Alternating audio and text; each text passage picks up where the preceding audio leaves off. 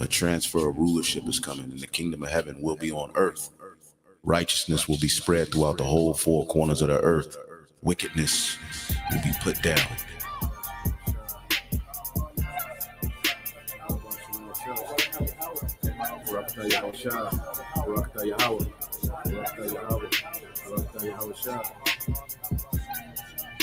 The Lord promised better things for us, okay?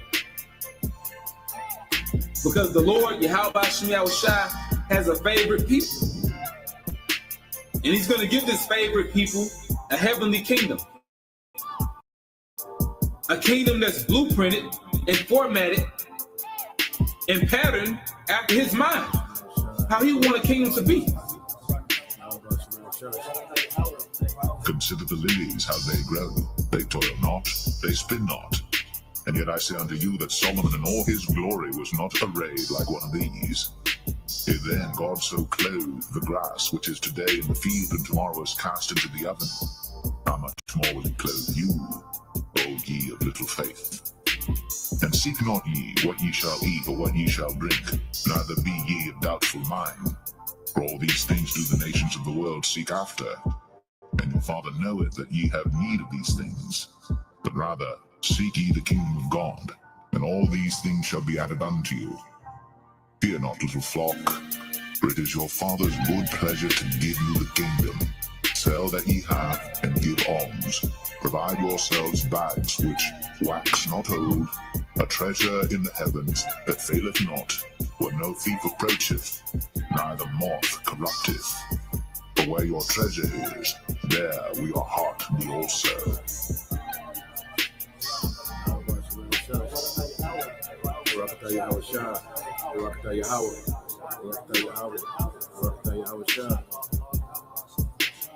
A transfer of rulership is coming, and the kingdom of heaven will be on earth. Righteousness will be spread throughout the whole four corners of the earth. Wickedness will be put down.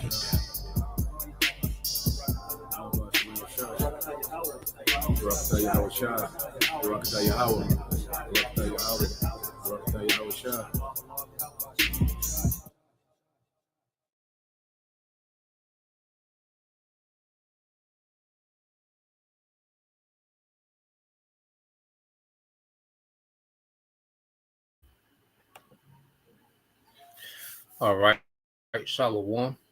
First and foremost, I would like to give all praise and glory unto Yahweh, Bahashem, Yahushua, Bahashem, Kakudash, and double honors unto the apostles and the elders of GMS who rule well, teach well, being great examples to us younger brothers, and peace and blessings and salutation to the hopeful lake out there, pushing his word in truth and in sincerity across the four winds in the name of Yahweh Bashim Yahushua, pushing to get up out of here. Shalom to the hopeful elect, the believers, the listeners whom have came back to the obedience of the scriptures through faith in Yahweh Bashim Yahushua. All right, and what I want to get into today is dealing with the devil at work. All right, AI is the new empire. Okay, because what we have to understand, the devil, he pretty much has the resources of the earth. Okay, he has conquered and colonized the planet Earth. Okay, he has, set up a system of wealth, where all wealth flows to him. And what the devil wants to tap into now is more control. Okay, and he's using, this AI system, presenting it as, a God, okay, in the earth. And it's a tool for him to get more control and to conquer, okay, more of people. You see, he's conquered resources and land. Okay. He did everything you can do when it comes to that. But see, now he wants to conquer, all right, the spirits of people on a whole nother level. Okay, and his AI, he feels as if he's tapped into something, okay, that can make him, okay, into a actual God in the earth, man. Okay, so what we're going to see, and we keep going into the AI because this is the wave. This is what the devil is on. All right, so you're going to see, multiple videos, different perspectives and different angles, speaking about this topic. Every time I find something, Spirit give me something, hey, we're going to go into it, because it's understanding, the world that we live in under this devil, man. Okay, so we can understand what it is. Now, I got a few precepts and I got a video I want to get into, So let's go here to the book of Proverbs 12 and 10. It says, a righteous man regardeth the life of his beast, but the tender mercies of the wicked are cruel. Okay, so a righteous man even regarded the life of his beast. Okay, but the tender mercies of the wicked are cruel, showing you that this man has no regard. All right, this scripture is letting you know that Esau Edom has no regard for life. Okay, he don't give a damn. You see, and when it comes to his NWO, all right, we want to get into. You see, he don't care what it takes. All right, it don't matter about. All right, the people they destroy, the earth itself that they destroy. He's all about his wicked agenda. Okay, by any means necessary. Okay, you read this in the NIV. It says the righteous care for the needs of their animals, but the kindest acts of the wicked are cruel, man. And see, people, they don't understand. All right, that this devil don't give a damn. Okay, the problem with most people of the earth, they think there's something in this devil has some type of care. Okay, because he constantly tell people how much he care and how much his scientists are working 24/7 to do this. And, he's been working 24/7 to solve this, and he's sending aid here and aid there. He's such this great humanitarian. He tells you these things, but his actions are the exact opposite, man. Okay, and that's one thing that people go wrong at when they think that this man has some type of care in him. He don't care. Okay, he doesn't care about people, family, the earth. He don't care about the consequences. He don't care about death. He don't care about none of those things, man.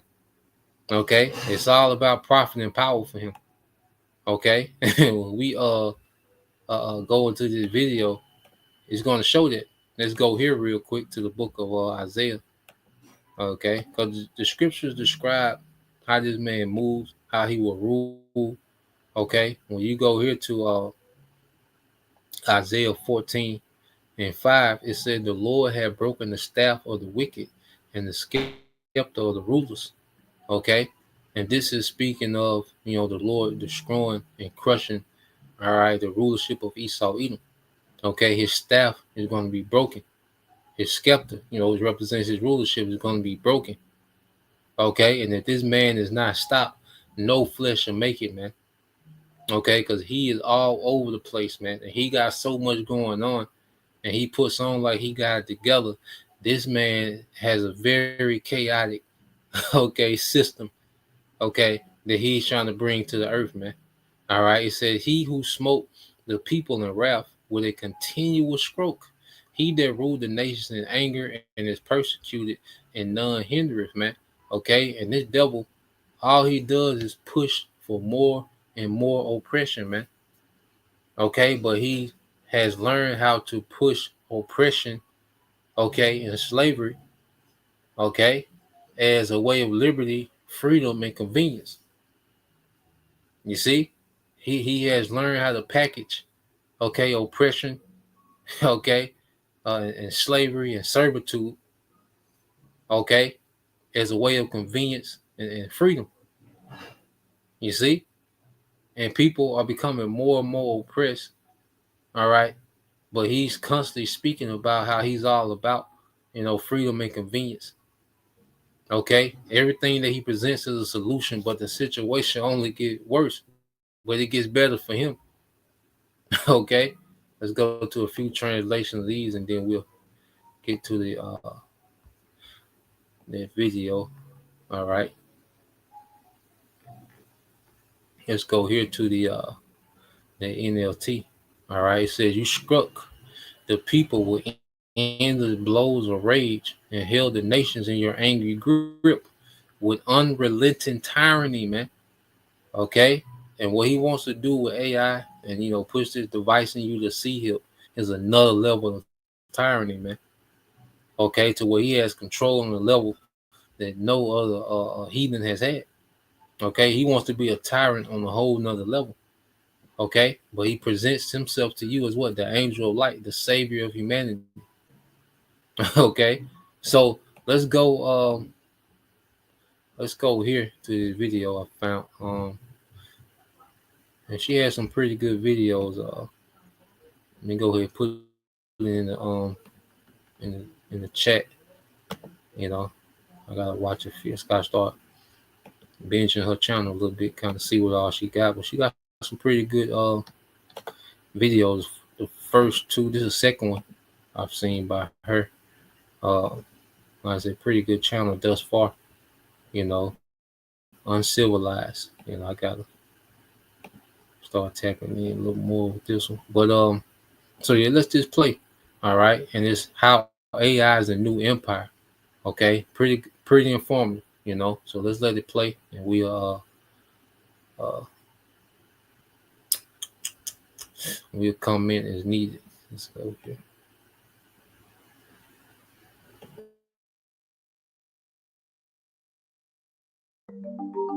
AI went from making weird and funny pictures to what feels like overnight taking over my feed.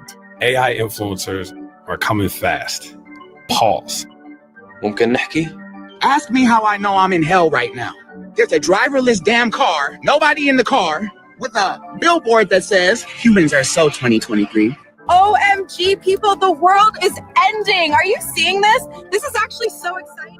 Every day, AI can do more, and it's raising more concern. It promises open knowledge and boundless creativity. But whose knowledge? And at what cost? Honestly, it's like modern day slavery. In many industries, the dirty work is done by people from the global south. Burning enough methane to power a small city with no permits and no pollution controls. The race for AI dominance is a race to the bottom for safety. All while the companies and people accelerating this work line their pockets and become more and more out of touch and untouchable. Surveillance capitalism. The AI warlords. It's oligarchy. Capitalism is dead. Welcome to techno-feudalism.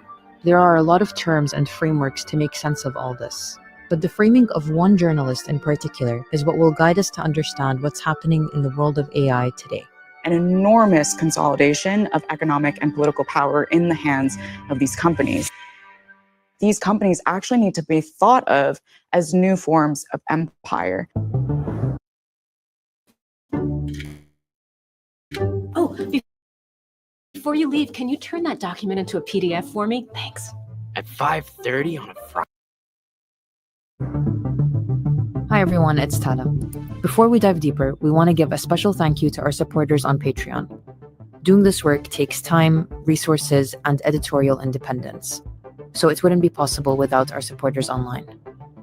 If you believe in what we're doing and want to be a part of this with us, you can join our Patreon. It's how we keep this going.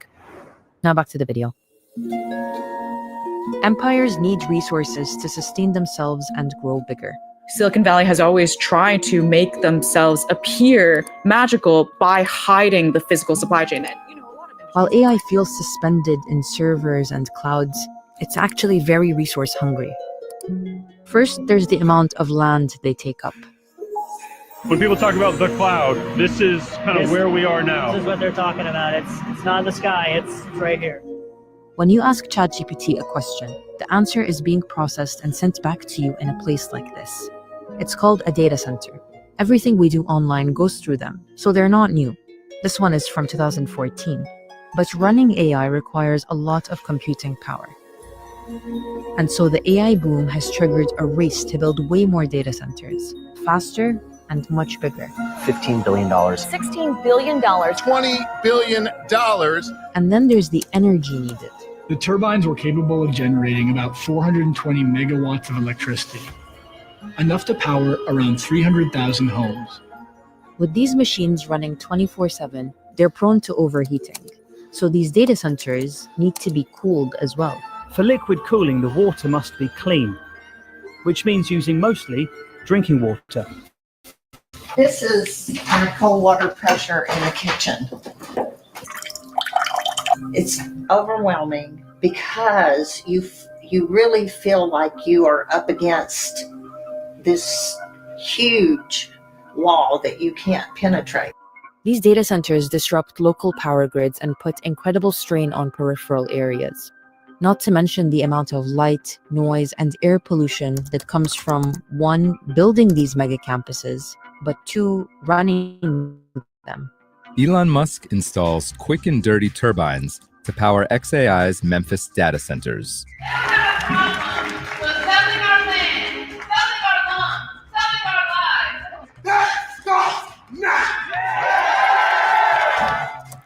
And then there's the minerals and mining and manufacturing to make all the equipment inside these buildings. The thousands of GPUs whose models are being upgraded and accelerated every 2 years. There's another kind of resource too, one that's not tangible, but definitely mined and exploited. It promises open knowledge and boundless creativity. But whose knowledge? So real quick, just like we talk about, like they said, Silicon Valley, try to, make it seem as if it's some magical, way, that when you ask this a question, like the knowledge of AI just coming out of thin air. No, there's these billion-dollar, multi-billion-dollar data center, that's generating, the output. All right, and all these data centers do is just sit back and just pull in input, from what people online, people on social media, people on web doing research, people, all the books that have been written, all the research that has been done, it's all put in the database, and they're able to cipher through that information based on, the questions that's inputted, and then they're able to do an output from all the data that they can draw from. So it's not no magic trick, when you ask ChatGPT a question, because you just see the little phone in your hand or the little laptop or computer that you're in front of, but you don't see all the resources and, the minerals and the water. And then they say the only thing that can cool it down is clean water, which is drinkable water. And you best believe this devil cares you best believe that this devil cares way more about his AI than people. And this is why he doesn't mind poisoning the masses, with the juice, with the food, with the air. Because that clears up more space for his AI, man. This is his new thing that he's on. This is his new obsession. So let's play some more.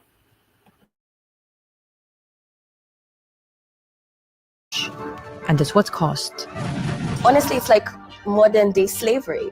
In many industries, the dirty work is done by people from the global south. Burning enough methane to power a small city with no permits and no pollution controls. The race for AI dominance is a race to the bottom for safety. All while the companies and people accelerating this work line their pockets and become more and more out of touch and untouchable. We're Phoenix Energy, a family-owned oil company focused on unleashing American oil from North Dakota and Montana. We've already... In the past, empires expanded by seizing land. Today's empires expand by seizing data. It's always the data. It's the crack cocaine of Silicon Valley. Every organization wants to implement AI, but oftentimes the biggest bottleneck in their way is being able to create really high quality data and data sets to power that AI. These AI models are trained on the work of artists and writers, and then on our information too. Every click, every image, every voice turned into digital territory. And all of that is scraped from the internet without our permission or compensation. This has often been called data colonialism. All that data needs to be compiled and refined by people first before being fed to these machines. Those people have often been in the global south, like in Venezuela and Kenya. Well educated, but unemployed. It's not because you realize Kenya is a third world country, you say, this job I would normally pay $30 in US, but because you are Kenya, $2 is enough for you. That idea has to end. Another American AI training company facing criticism in Kenya is Scale AI. Sometimes the company just didn't pay them. When it gets to the day before payday, they close the account and say that you violated a policy. This guy's name is Alexander Wang. He's the CEO of Scale AI. Just like empires, these companies are gobbling. And that's another lie, because even the data that's coming in, it has to be filtered through what? Through people. Okay, so the data that's being input is not even going directly to AI. You have these, what they call the global south, which is Africa, the Middle East, India, these different areas. Okay, Bangladesh, all right, where they get their cheap labor from. All right, so these billionaires are contracting out this cheap labor, and then you have, these billionaires don't even want to pay, the workers, okay, in the global south, man, in these poor regions of the earth, okay. But you see, even the input going into AI is being filtered by humans, by people, to decipher what's what, okay, to input and identify what's what. AI, all right, is really dependent on human intelligence, man. Esau hasn't created true intelligence. That's why it's called artificial intelligence, man. Okay, well, just to show you that this man is hyping up this AI way more than what it is, and he's doing that to scare people into thinking that they're going to have to upgrade themselves to keep up with AI, all right, and get that C-hip, man. Okay, so let's let it play some more.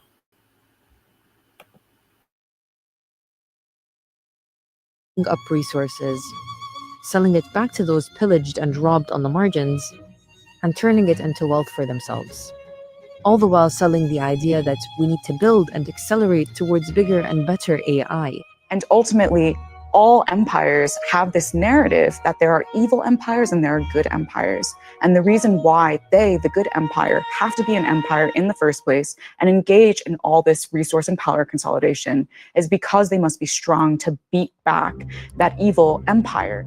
The goal is to be on top. That means constant expansion and competition. Just like empires of the past were competing against one another, so are these tech giants. So there was this aggressive race of we, the French Empire, are better than the British Empire. We, the British Empire, are better than the Dutch Empire. And we need to continue to relentlessly race and be number one because we're the ones that have the right civilizing mission to bring modernity and progress to all of humanity. And where their missions might have once been about scientific exploration and transparency, they are now about profit, which has resulted in a landscape where they are just scaling at all costs. And they're all trying to be the first to build AGI, Artificial General Intelligence, which is AI that can understand and learn anything that a human can. Two different factions called the Boomers and the Doomers. Boomers believe that AGI is going to bring utopia. Doomers believe AGI is going to kill all of humanity. I consider them two sides of the same coin in that ultimately they believe fervently in the idea that it is possible to recreate human intelligence. We don't actually have any scientific evidence that that is possible. It is a belief, and they themselves talk about it as a belief. And that if you believe that, this will lead to civilizational transformation, and that is why they conclude they need to be the one to carefully control the development. This is being called the AI race for a reason.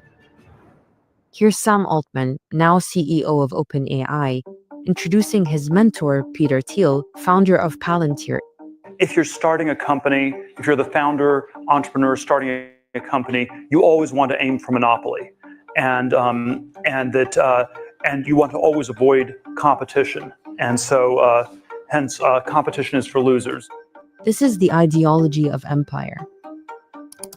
Eliminate competition, consolidate control, and write the rules for everyone else. First comes monopolizing the production of knowledge around AI. So most of the AI research is actually filtered through the lens of what is good for these companies versus not, because they have a monopoly on the top AI talent in the world. Then comes monopolizing the truth, because if AI is the aggregate of all human intelligence, then deciding what information is shared is a lot of power. This is also a standard empire move. control the archive, control the narrative. And they're monopolizing our attention. We used to colonize land. That was the thing you could expand into. And that's where money was to be made. We colonized the entire earth. There was no other place for the businesses and capitalism to expand into. And then they realized human attention. They are now trying to colonize every minute of your life. Every single free moment you have is a moment you could be looking at your phone and they could be gathering information to target ads at you. Do you know what Netflix's CEO said the app's biggest competitor is? Sleep. Technology.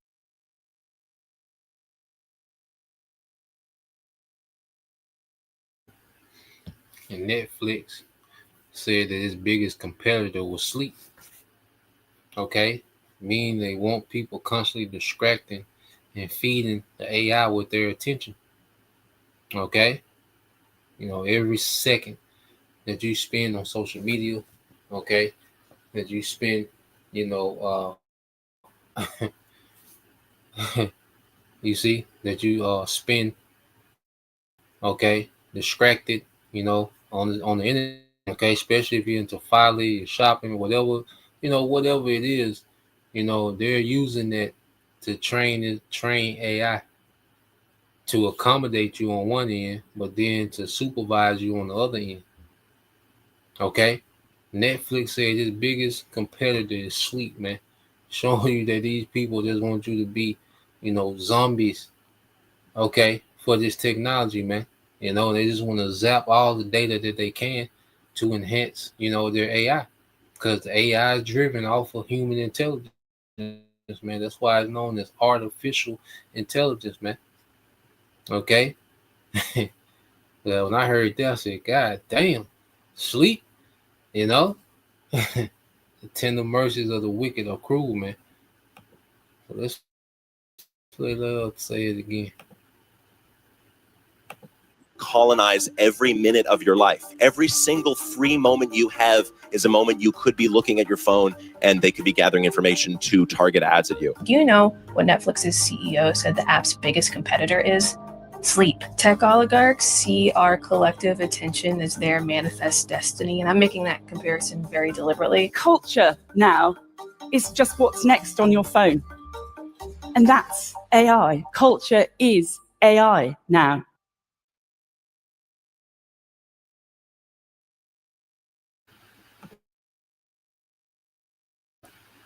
Yeah, she said something here, but she said culture is just the next thing on your phone, because you look at it, you know, all these trends, all these different movements, it start from the phone. You know, you go viral from the phone, you know, and these devils are able to frame culture from a phone, okay? And AI is the new thing, okay? This is what, you know, is leading people, you know, more and more to the sea hill is the worship of AI.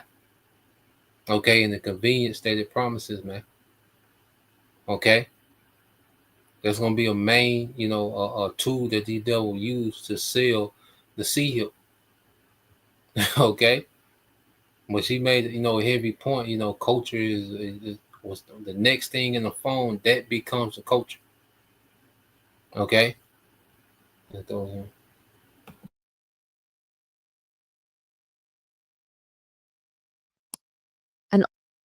You're not going to believe what happened. Tell me everything. I'll show you on Monday.com. So I started the biggest initiative.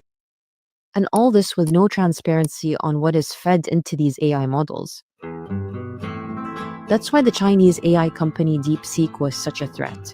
Last week, Chinese company DeepSeek shocked the world when they walked right over OpenAI's moat by releasing the open source R1 model, and it went viral to become the #1 app in America.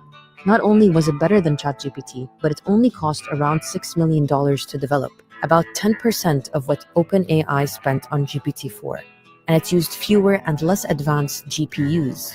And it's open source, meaning unlike Silicon Valley companies, its code is freely available and its development is transparent. This is a big problem for big tech, because in order for the grift to keep on grifting, artificial intelligence needs to be hard and take thousands of GPUs to pull off. And that's terrifying if you're a tech investor pouring billions of dollars into AI, because if the best state-of-the-art model can operate on relatively cheap consumer hardware, and it's free and open source and developed in China, how are we going to make any mother effing money. This, of course, was not good for the empires of Silicon Valley. So now the AI race has become an AI war, complete with the typical empire fear-mongering talking points.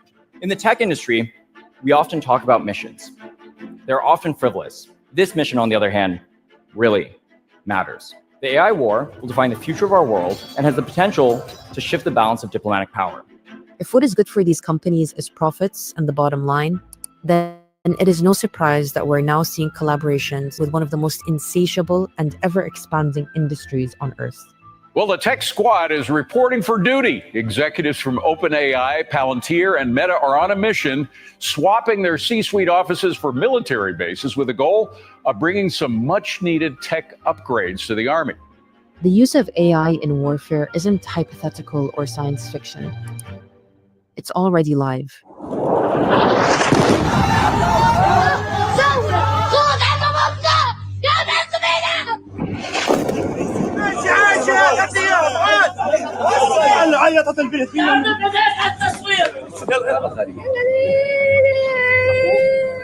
Israel is increasingly using AI in its genocide of Palestinians in Gaza.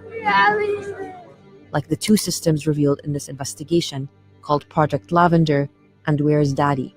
The first uses AI to create a kill list, marking tens of thousands for assassination. The only human intervention is to confirm that the target is a man. The second is an AI system that tracks these men and signals when they've entered their homes because, quote, it's much easier to bomb a family's home. The system is built to look for them in these situations.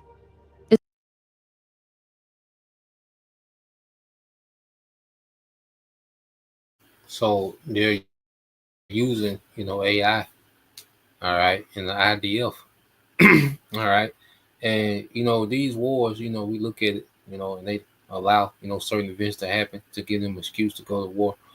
But this so-called war in Gaza, okay, these devils, first they're making Gaza unlivable, and they plan on coming back and, okay, taking Gaza for themselves, rebuilding it. And then they're able to test their AI, okay, real time.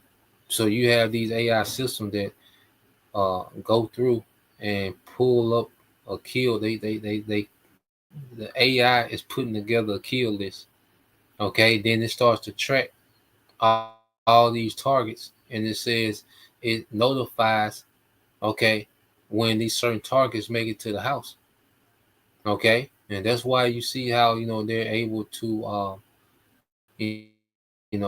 assassinate a lot of these top generals and leaders of Hezbollah and Hamas, and even certain Iranian officials, and because they have this technology, Palantir, okay, where they're able to use all this data and track real time. And you best believe they're going to bring that same thing over here when it comes to Jacob Trouble. They're testing it over there with Palestine, but you best believe when time of Jacob's trouble, you best believe they're going to have them same systems running, all right, here at home. Okay, in America, man. All right. So AI, is determining who lives and who dies based on the database. Okay. And all they need is a confirmation that the target is a human. Okay. And they have a system. It's called Where's Daddy. Okay, Where's Daddy, man? Okay. The people think, all right, that this man is, civilized, and that he wouldn't do certain things. The Lord gonna unloose this man as a madman in the earth, man. And with this technology, man. Okay. Matter of fact, let's get there real quick, and we'll go back to the video. Okay, because the scriptures let us know. Scriptures just put us on all game. Let's go here to the book of Ezekiel. All right, Ezekiel 21.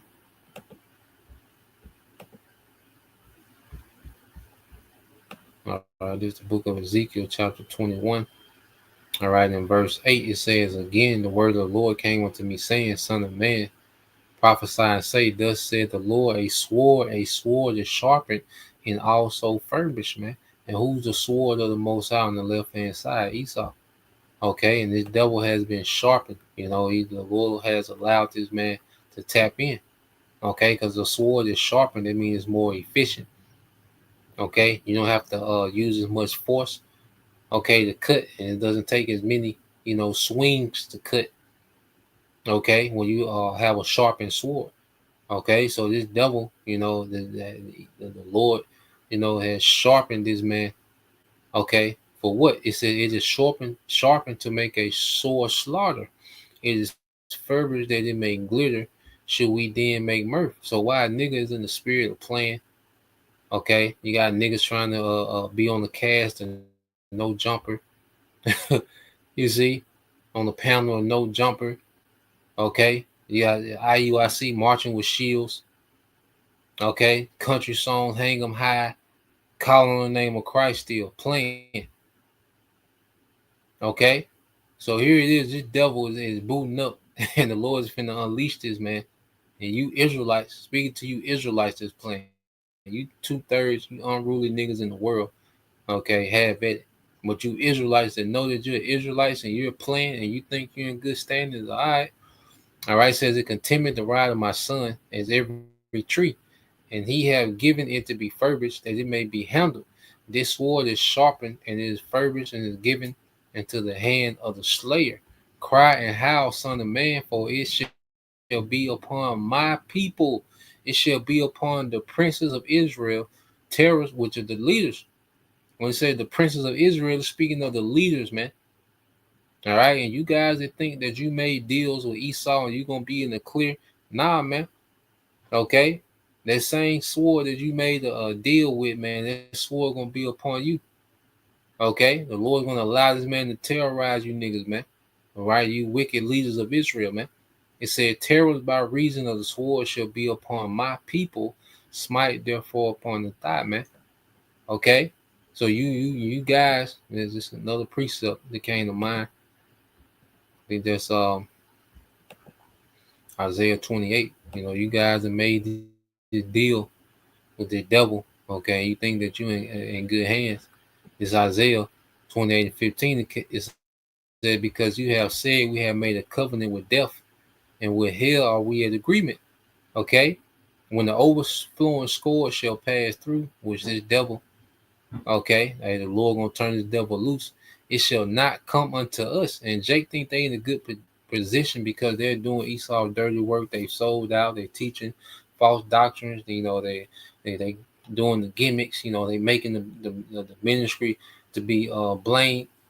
Okay, and they think because they're doing the bidding of the devil that they in good case when this nigga rose, man. For we have made lies our refuge, and on the falsehood have we hid ourselves. Okay, it says we jump down. Judgment also will I lay to the line, and righteousness to the plummet, and the hell shall sweep away the refuge of lies, and the water shall overflow the hiding places, man. You're still gonna get caught up in it.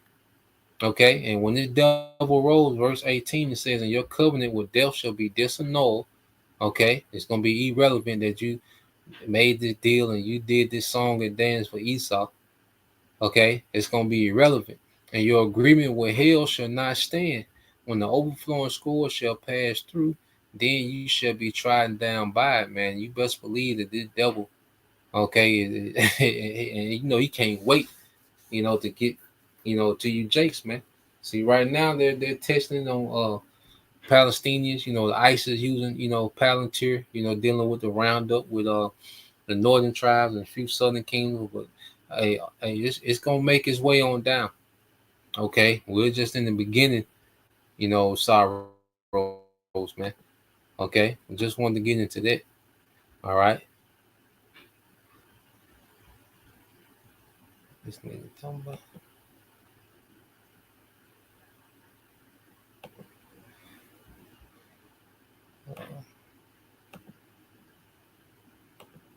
So let's go back here and let this play.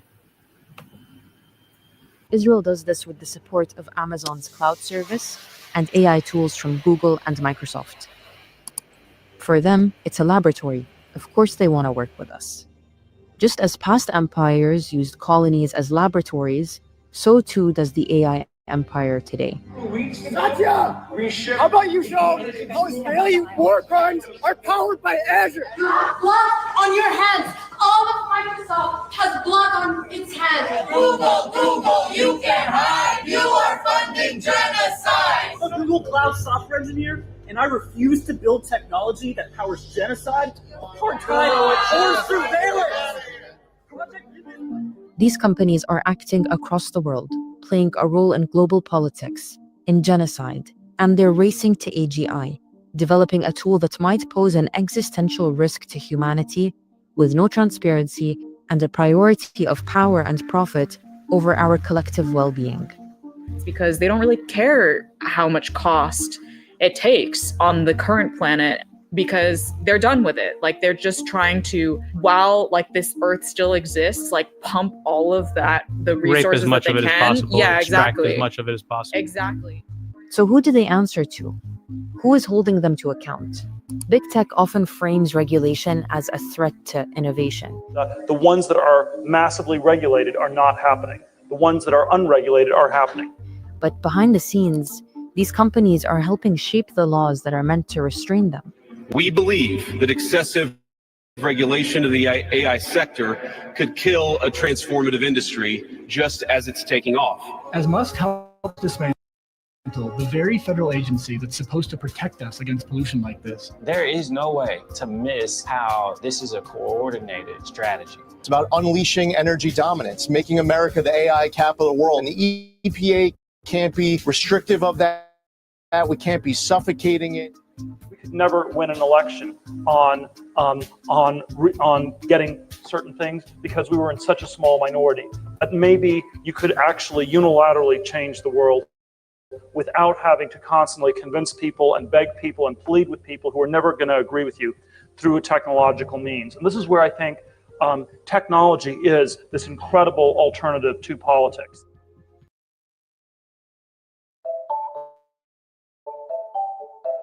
Quantum computing is a fundamentally different computing paradigm. We are rapidly recreating a time where there are a small group of people that get to make all of the decisions, and they act completely in self-interest, and everyone else kind of lives with the ramifications of their whims. AI doesn't have to go down a path of doom and gloom. That is a path being paved by increasingly reckless billionaires and their profit margins. AI is capable of doing incredible things to serve communities and people, and to be done in a mindful and equitable way. In her book, How gives the example of Te Heku Media, a Maori-owned broadcaster that set out to preserve their language, but refused to